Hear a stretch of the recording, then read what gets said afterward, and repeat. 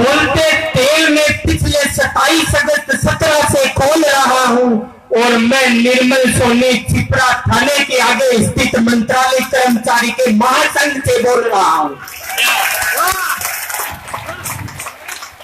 माननीय प्रदेश अध्यक्ष महोदय, सभी जिलों से पधारे हुए जिलाध्यक्ष महोदय, मेरे सभी मंत्रालय कर्मचारी साथियों, माताओं और बहनों, मैं अपना वक्तव्य शुरू करूं उससे पहले मैं एक बात आपसे कहना चाहूंगा कि हम अदने से कर्मचारी और मैं तुलना करना चाहूंगा। देखिए, ये संघर्ष है मिट्टी और आसमान का, ये संघर्ष है धरती और आसमान का, और इसमें तुलना की जाए तो हम मंत्रालय कर्मचारियों को मैं जमीन का एक छोटा सा टुकड़ा और सरकार को यह आसमान मानता हूं। 4 लाइनें मेरे ध्यान से सुनिएगा, कहा जमीन की क्या औकात है और आसमान की क्या औकात है, आपके समझ में आ जाएगी। जीवन का असली इम्तिहान अभी बाकी है, जीवन का असली इम्तिहान अभी बाकी है, जीवन की कई राह अभी बाकी है, जीवन की राह अभी बाकी है, अभी तो नापी है हमने मुट्ठी भर जमीन, अभी सारा आसमान बाकी है। एक बात और साथियों, इसी संबंध के बारे में मैं 4 लाइनें और बयां करके अपना वक्तव्य आगे बढ़ाऊंगा। उस 4 लाइनों को आप ध्यान से सुनिएगा। कई लोगों जो दूसरे संगठन दूसरे वर्ग के हैं उनसे सुनने को मिलता है कि बाबू बड़ी ही लचीली कौम है, उनको कितने आंदोलन कर लिए आज तक कुछ नहीं मिला। तो लोगों के बारे में मैं ये कहूंगा कि कुछ तो लोग कहेंगे, लोगों का काम है कहना। 4 लाइनों को ध्यान से सुनिएगा महाराज, कि हमने हाथ उठाए उनकी खुशी के लिए लोग फरियाद समझ गए, हमने हाथ उठाए उनकी खुशी के लिए लोग फरियाद समझ गए। अरे आसमां भी रोता है धरती से मिलने के लिए, लोग आज जो हो रही है उसे वो बरसात समझ गए। साथियों, देखो, मैंने शुरू में संबोधन किया था तो एक वहां कहानी सुनाई थी कि ये हमारे ऊपर जो विपदा आई है, कुछ प्रोबेशनर है, उन्होंने पूछा भाई साहब हम जयपुर क्यों जा रहे हैं, तो मैंने उन्हें एक कहानी सुनाई। तो मेरे कुछ साथियों का विचार था कि वो कहानी मैं इस मंच से भी वापस सुनाऊं, तो उस पे एक एक बात, एक एक कैरेक्टर को आप गौर से सुनिएगा। एक बार क्या हुआ, एक राजा ने सोचा कि यज्ञ करेंगे और उन्होंने यज्ञ का आयोजन किया। यज्ञ के आयोजन में भव्य खीर, मीठी खीर जिसमें बादाम, काजू, किशमिश सब डाले गए। राजा ने भोजन की तारीख अनाउंस की, सारे ब्राह्मण वहां भोजन करने पधार गए। इस दौरान एक चील राजा के महल के ऊपर से जा रही थी। उस चील के पंजे में एक सांप था। वो सांप अचानक खीर में गिर गया और पकाने वाले को ये पता नहीं चला कि इस खीर में सांप है। उसने सारे ब्राह्मणों को वो खीर खिला दी। ब्राह्मणों ने भोजन किया, लेकिन भोजन करने के बाद सारे ब्राह्मण स्वाहा। अब ऊपर यमराज और चित्रगुप्त बड़ी दुविधा में थे। चित्रगुप्त बोलता, महाराज ये इतना जघन्य अपराध हुआ है, इसकी जो पाप है ये किसके खाते में लिखा जाए? ये चील के खाते में नहीं लिख सकते क्योंकि चील ने जानबूझकर वो सांप नहीं गिराया। ये सांप के खाते में भी नहीं लिख सकते क्योंकि सांप जानबूझकर उस खीर में नहीं गिरा। ये राजा के खाते में भी नहीं लिख सकते क्योंकि राजा ने कोई ऐसा मकसद नहीं था कि ब्राह्मणों को खत्म करे। कई दिनों तक वो फाइल सचिवालय में अटकी रही। वो ऐसी मार्क हो गई, एक सीट से दूसरी सीट पे पुटअप होती रही, लेकिन उसका निर्णय नहीं आया। कुछ दिनों बाद उस राजा ने फिर खीर का आयोजन किया। कुछ ब्राह्मण वहां से जा रहे थे और उन्होंने एक महिला को पूछा, माते ये जो राजा जी का दरबार है ये कहाँ है? उस महिला ने कहा, आपको क्या काम है, पहले मेरे को काम बताइए। तो ब्राह्मण बेचारे भोले होते ही है, उन्होंने कहा कि हमें भोजन करने जाना है, राजा ने हमें आमंत्रित किया है, हम खीर खाएंगे। महिला ने कहा, नहीं नहीं, उस उस राजा के दरबार में आप नहीं जाना, उन्होंने पीछे भी भोजन कराया था और सारे ब्राह्मण स्वाहा हो गए। तब चित्रगुप्त को इमरजेंसी मीटिंग बुलाई सचिवालय में। इमरजेंसी मीटिंग बुला के यमराज ने कहा चित्रगुप्त को फाइल लेके आओ, और फाइल में लिखा गया कि ये पाप उस महिला के नाम लिख दिया जाए। और बेचारा अदना सा बाबू वहां का साइन कर लेटर लेके आया और वो पाप उस महिला के खाते चढ़ गया। अब देखिए, अब जो मैं बात बता रहा हूं वो आप सब ध्यान दीजिएगा भाइयों। यहां एक एक कैरेक्टर को मैं डिफाइन करूंगा। देखिए, जो सांप उस खीर में गिरा था वो शेगुन भाई था। जो चील आसमान में उस सांप को लेके उड़ रही थी वो सांप कमिटी थी। जो खीर नीचे बन रही थी वो सातवां वेतन आयोग था, और जो उसको परोस रही थी वो राजस्थान सरकार थी।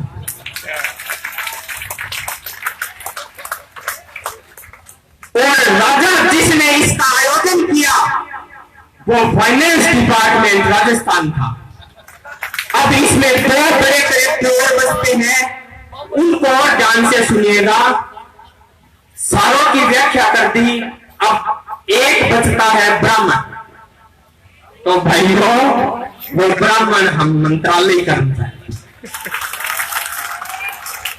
लेकिन मैं इस मंच से वसुंधरा को, मैडम को, माननीय मुख्यमंत्री महोदय को यह बता देना चाहता हूं कि हम यहां आए हैं, मैं यहां खड़ा हूं और मैं उनको बता देना चाहता हूं कि मैं वो खीर खा के आया हूं और यहां से बोल रहा हूं।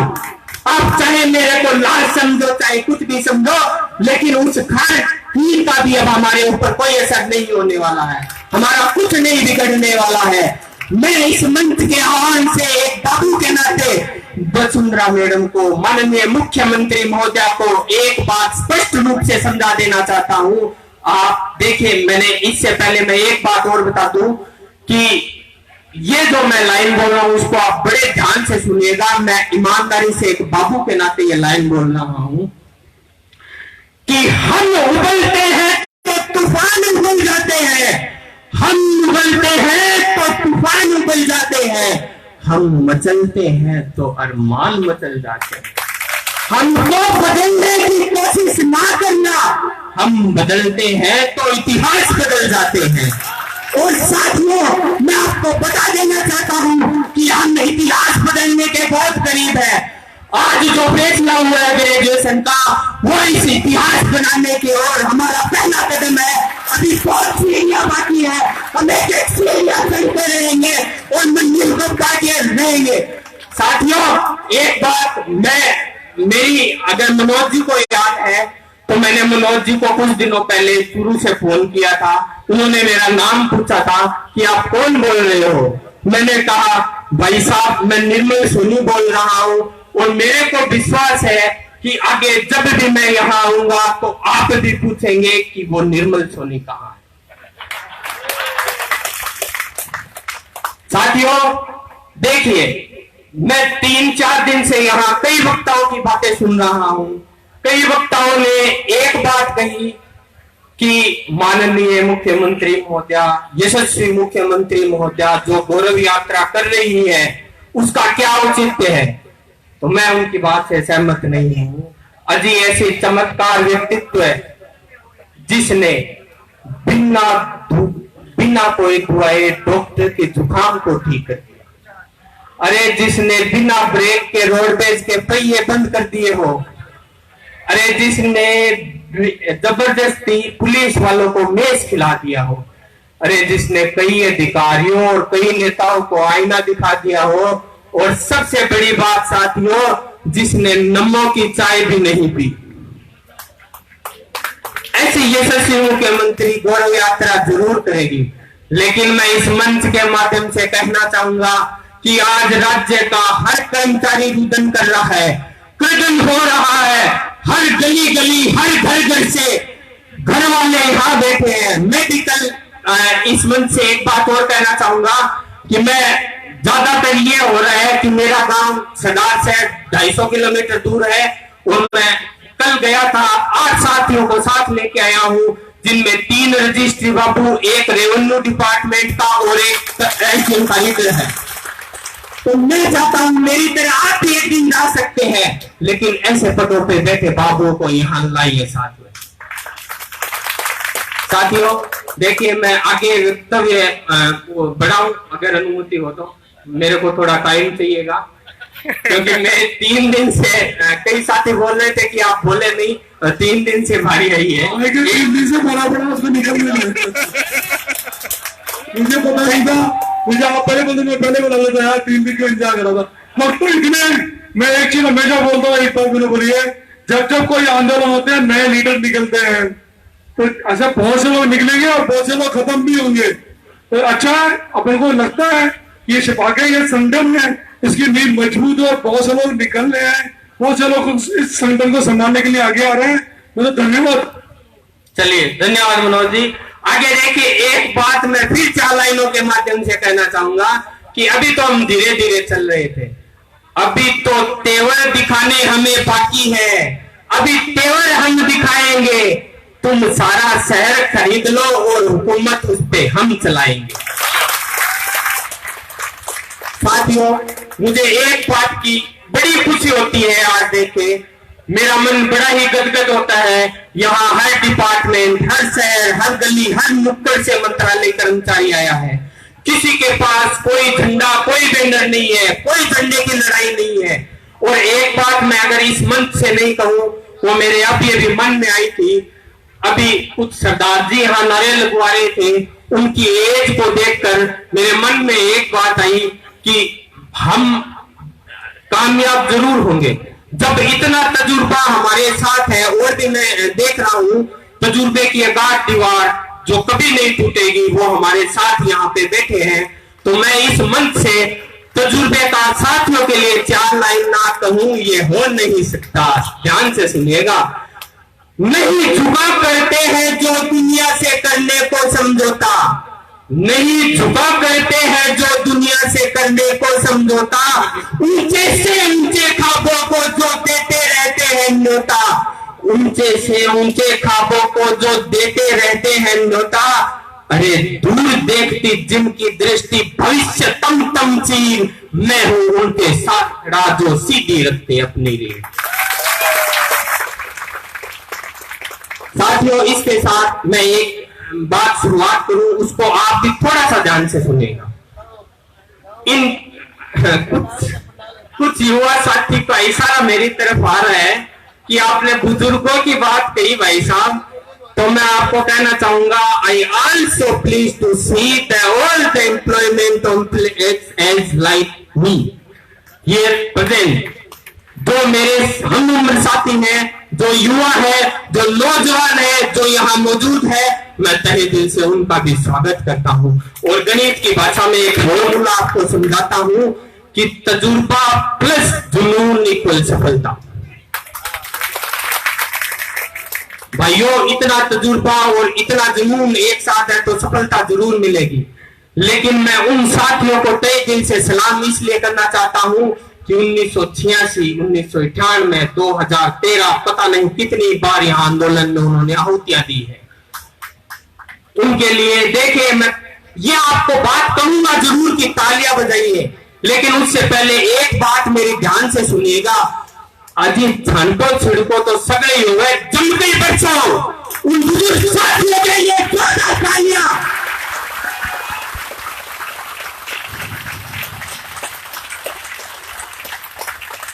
देखिए जी, मन से वो मारवाड़ी में बोलूंगा, दिल खुश हो गया। अब एक बात और कहूंगा आपको कि सरकार ने हर बार हमें बुलाया, अभी मनोज जी भाई साहब ने कहा, हर बार हमारे साथ समझौते किए, बंद कमरे में न जाने कितने डिसीजन हुए, लेकिन भाई साहब हर बार कोई अधिकारी और कोई नेता है वो अपने वादों पे खड़े नहीं उतरते।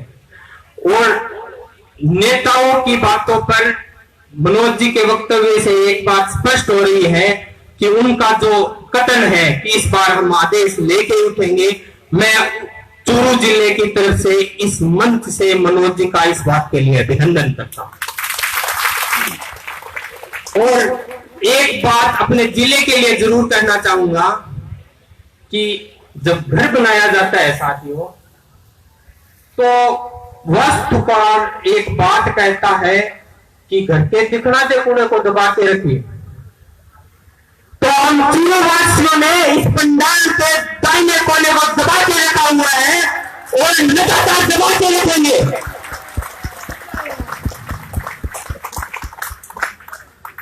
और मैं चूरू जिले की तरफ से आपको विश्वास दिलाता हूं, मेरी कई भाइयों से और से भी बात हुई कि हम यहाँ डटे रहेंगे, कई भाई आज भी डटे हुए हैं। मैं अपना वक्तव्य आगे शुरू करूं उससे पहले जो हमारे साथ हर बार गद्दारी कर रहे हैं, जो हमारी बात को हर बार टाल रहे हैं, उन सियासी लोगों के बारे में 4 लाइनें कहना चाहूंगा कि अरे नहीं शुक्र है, अजीज शुक्र है नहीं है नदी किनारे सियासी लोगों के घर, नहीं तो बेचारे प्यासे होठ पानी की एक एक बूंद को तरस जाते। गनीमत है नहीं है मौसम पर इनकी हुकूमत, गनीमत है नहीं है मौसम पर इनकी हुकूमत, वरना सारे बादल उनके खेतों में ही बरस जाते। लेकिन इस बार हम बादलों का रुख भी मोड़ना जानते हैं और अपना पथ भी जानते हैं, बढ़ेंगे और उन बादलों को मजबूर करेंगे कि वो वहां पर से जहां हम चाहते हैं। तो 2 दिन से बरसात हो रही है साथियों, वो बरसात नहीं, वो हमारा स्वागत हो रहा है, इसमें हम डटे हुए हैं, वो हमारा निश्चय है, वो हमारी एकता है, वो हमारा अखंड स्वाभिमान है। कल मेरे भाई उमेश जी ने कहा था कि ये लड़ाई स्वाभिमान की है। साथियों, ये लड़ाई अब स्वाभिमान की बन चुकी है, ये लड़ाई अब वास्तव में स्वाभिमान की बन चुकी है। अभी मेरी बात हमारे साथी अमर सिंह जी, मांगीलाल जी राठौड़ और कुछ साथियों से हो रही थी। उन्होंने मेरा एक फेसबुक पे इंटरव्यू लिया और एक प्रश्न किया कि निर्मल जी आप ये बताइए कि जो मंत्रालय कर्मचारी इस पंडाल में उपस्थित नहीं है, उनके बारे में आप क्या विचार रखते हैं। तो भाइयों, मैं कल मेरे शहर गया, मुझे थोड़ा सा समय मिला, इस बात की भी खुशी है, तो मैंने एक कविता लिखी। वो कविता एक एक लाइन आप गौर से सुनिएगा कि जब लाज बाबू की जाती है तब तन मन धन कुर्बान करो, जब लाज बाबू की जाती है तब तन मन धन कुर्बान करो, तुम आंदोलन के परवाह में बन अपना सब कुछ दान करो, कुछ दान करो, बलिदान करो, फिर ऐसा आंदोलन न आने को कुछ आने वाली पीढ़ी को मत अवसर दो पछताने का।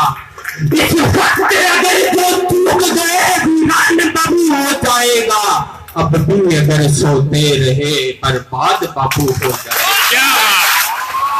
अरे यूं तो अपने घर में बिस्तर पे बैठे बैठे, अरे यूं तो अपने घर पे बिस्तर पे लेटे लेटे तुम टीवी देखा करते हो, पर आंदोलन में आने वालों के इतिहास बनाए जाते हैं, आंदोलन के जाबाज बाबूसरी गीता में गाए जाते हैं।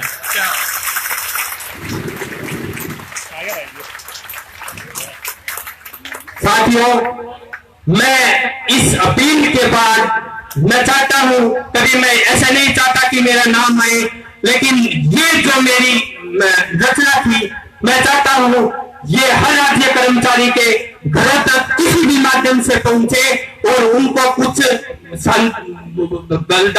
बल मिले।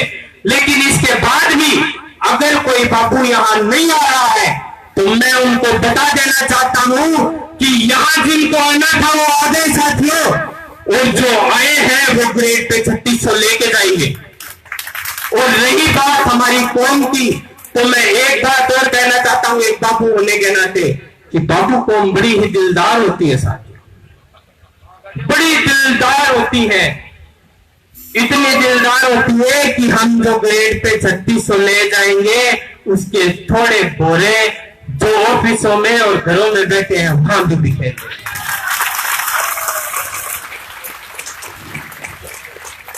ताकि वो आने वाले समय में ये बात याद रखे, ये कथन याद रखे मेरा इस मंच से कहा हुआ कि जीना तो बहुत आसान है लेकिन मरना इतना आसान नहीं है। वो एक लाशों की तरह है।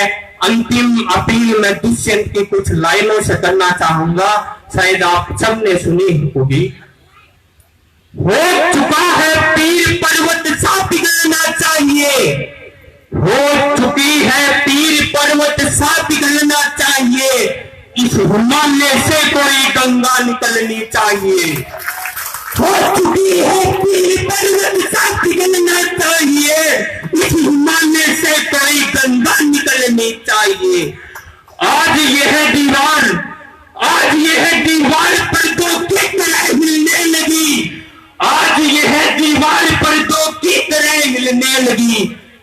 शर्त लेकिन की बुनियाद हिलनी चाहिए, मेरे दिल में ना सही तो तेरे दिल में ही सही। हो कहीं भी आग लेकिन आग जलनी चाहिए, हो कहीं भी आग लेकिन आग जलनी चाहिए। हर सड़क पर हर गली में, हर शहर हर गांव में, हर सड़क पर हर गली में, हर शहर हर गांव में हाथ लहराते हुए लाशें चलनी चाहिए। हर शहर में, हर गली में, हर नगर हर गांव में हाथ लहराते हुए लाशें चलनी चाहिए। सिर्फ हंगामा खड़ा करना मेरा मकसद नहीं साथियों, सिर्फ हंगामा खड़ा करना मेरा मकसद नहीं। मैं कोशिश करता हूं कि ये तस्वीर बदलनी चाहिए। मेरे दिल में ना सही तो तेरे दिल में ही सही। वो कहीं भी आग लेकिन आग जलनी चाहिए। साथियों अब देखिए, मैं दो बातें और कहूंगा, उनको आप बड़े ध्यान से सुनिएगा, बड़े ही ध्यान से सुनिएगा और उन पे गौर कीजिएगा। साथ शुरू में मुझे शतरंज का खिलाड़ी कहते हैं। एक दो बातें करते करते नहीं। साथियों मैं कंटिन्यू रखूं या नहीं? हाँ, तो शुरू में मुझे शतरंज का खिलाड़ी कहते हैं। साथियों मैं शतरंज का खिलाड़ी हूं और शतरंज के खिलाड़ी में मैं अपनी तुलना एक प्यादे से करना चाहता हूं। लेकिन साथियों अगली बात मेरी ध्यान से सुनिएगा। हम शतरंज के वो खिलाड़ी हैं, हम शतरंज के वो खिलाड़ी हैं जो एक प्यादे से महारानी को ढूंढा देते हैं।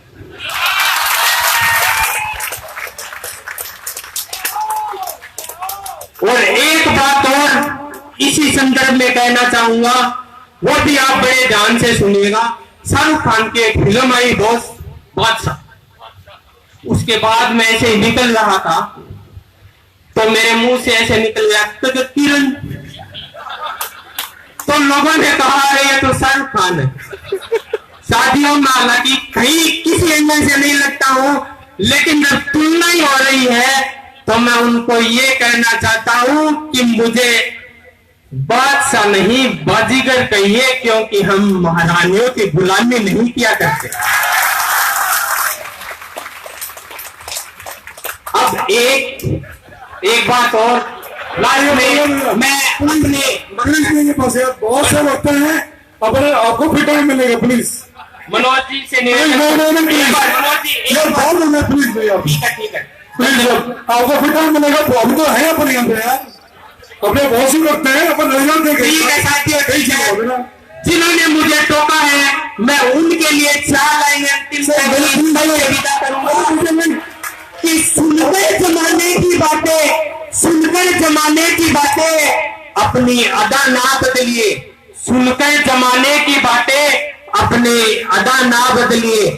यकीन रखिए अपने खुदा में, यकीन रखिए अपने खुदा में, हर रोज खुदा ना बदलिए। धन्यवाद। वैसे मैं अपना